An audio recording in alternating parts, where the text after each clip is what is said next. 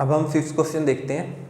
हमें स्टेटमेंट में क्या गिवन है, show that matrix B transpose into A B is a symmetric और स्क्यू सिमेट्रिक। वो कह रहा है कि अगर हमारी ये मैट्रिक्स सिमेट्रिक है जहाँ स्क्यू सिमेट्रिक है अकॉर्डिंग एज ए, जो हमारी ए मैट्रिक्स है अगर वो सिमेट्रिक होगी और स्क्यू सिमेट्रिक होगी।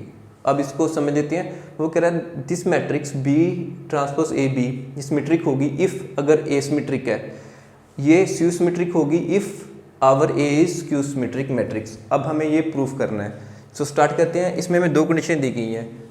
स्टार्ट करते हैं। फर्स्ट कंडीशन हम मान लेते हैं कि let A is symmetric matrix.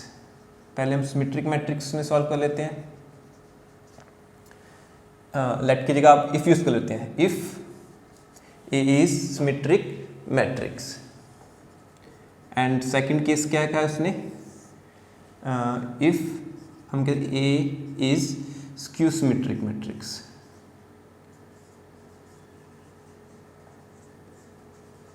Skew symmetric. So हम फर्स्ट केस देख लेते हैं। अगर ए मैट्रिक्स सिमेट्रिक मैट्रिक्स है सो बाय डेफिनेशन ए ट्रांसपोज किसके इक्वल आ गया, ए के। अब हमारी गिवन मैट्रिक्स क्या कहा गया है कि इसे प्रूफ करना है कि सिमेट्रिक है और स्क्यू सिमेट्रिक है। सो अगर हम B matrix B A B transpose A B matrix का अगर मैं ट्रांसपोज करूं तो मेरे पास यही रिजल्ट आना चाहिए, तब मैं कह सकता हूँ this is my symmetric matrix. So इसे देखते हैं।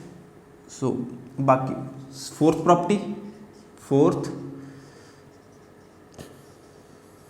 प्रॉपर्टी ऑफ ट्रांसपोज हम यूज़ करते हैं। अगर मैं ए बी का ट्रांसपोज करूँ तो मेरे पास क्या आता है, B transpose into A transpose, order reverse हो जाता है।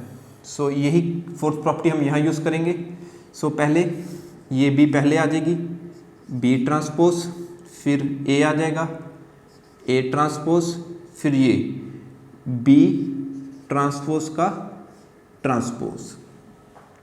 अब इसको आगे फर्दर सिंप्लीफाई करते हैं।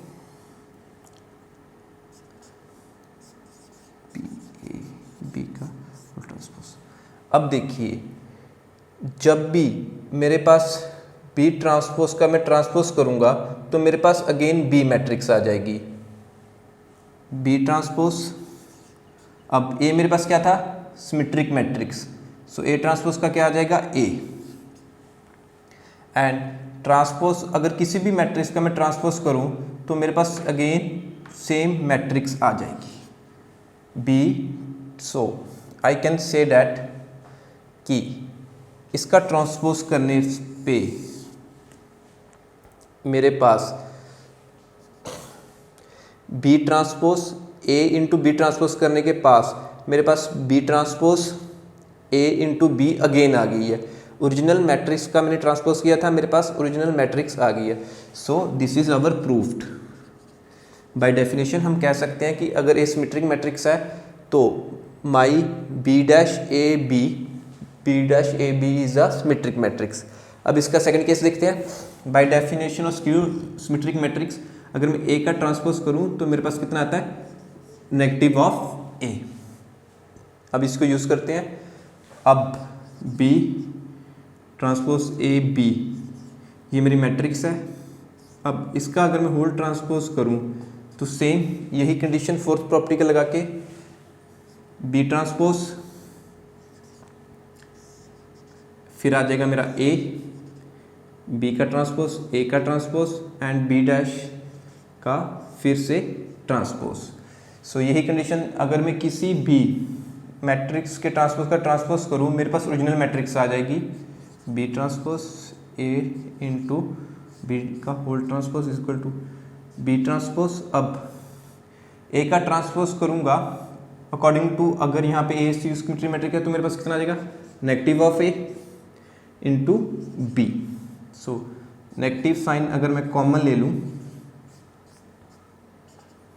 टेकन आउट कॉमन सभी से, तो मेरे पास आ जाएगा B transpose A into B. So by definition of skew symmetric matrix किसी भी मैट्रिक्स का हम ट्रांसपोज करें तो वो नेगेटिव ऑफ ए आती है। So this is our proofed. अगर मैंने बी ट्रांसपोज ए बी का होल ट्रांसपोज किया तो मेरे पास क्या आ गया, negative of B transpose A B matrix आ चुकी है।